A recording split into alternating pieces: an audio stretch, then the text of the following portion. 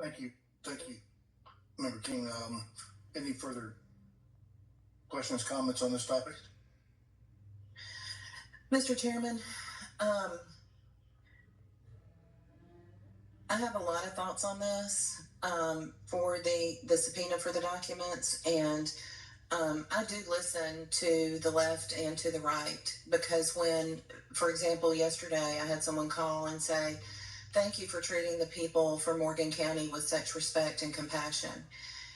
And when people are up here giving public comment, I don't look at them as what their party, if we registered a party here in Georgia, which we don't, but if we did, I don't look at people through the lens of whether they're left or they're right.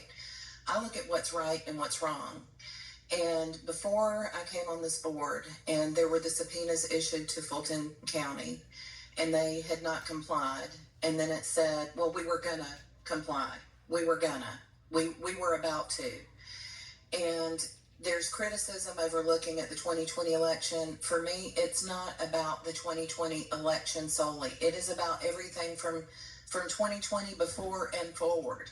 Because clearly, with the cases that we hear, things are not okay. Things are not okay in Fulton County. And so, yes, I agree. I was relieved when the action was taken, because clearly our subpoena was being disregarded. It was being fought in court, and there was no resolution. So what do you do when a county won't comply with a process? When we as the state election board are charged with certain duties by our legislature, and we are just given the responsibility by the legislature to do what we do, and then a county won't comply. And unfortunately, I was thinking about this yesterday as we had lunch together. We've had allegations of being dysfunctional and that kind of thing. And I thoroughly enjoyed spending time with everyone yesterday. We are all good people just trying to do the right thing. And at the end of the day, we might vote differently, but we're trying to follow a process. And if Fulton had followed a process, the DOJ would never have gotten involved. And the fact of the matter is, they had already been to court to destroy the records. And I find it so ironic that they're fighting so hard to get them back. And so it makes me think, what else is there that they don't want the public to know? What else is there that they do not want you, we the people, the consent of the governed, what else is there that they do not want you to know? And unfortunately, we don't have an answer to that at this point in time. And I agree with Member King. It's a reflection of poor leadership. We deserve transparency. We deserve honesty. And that's not partisanship. But unfortunately, the fourth arm of our activities here is the press and the media. And unfortunately, the press and the media are sensationalizing this, and they are not printing the entire truth of what we say. And so my father taught me as a child, never pick a fight with someone who prints newspapers and buys ink by the barrels, right?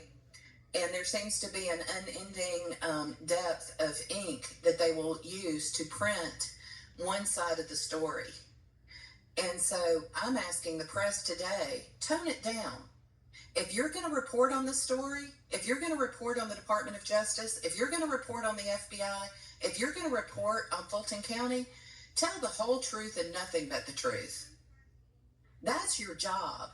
Your job is to report the news. Your job isn't to take sides. But unfortunately, in this day and age, we have the press taking sides and broadcasting a narrative that is so one-sided. You are going to get somebody hurt if you don't stop it. Because yesterday we saw that there was going to be a press conference with faith leaders. I trust that went okay. I don't really know. This is not something that should be sensationalized. This is something that we, the people, deserve: honesty, truth, sunlight, transparency, and accuracy in our elections. That's what we want to see. So thank you, Member King, for your comments.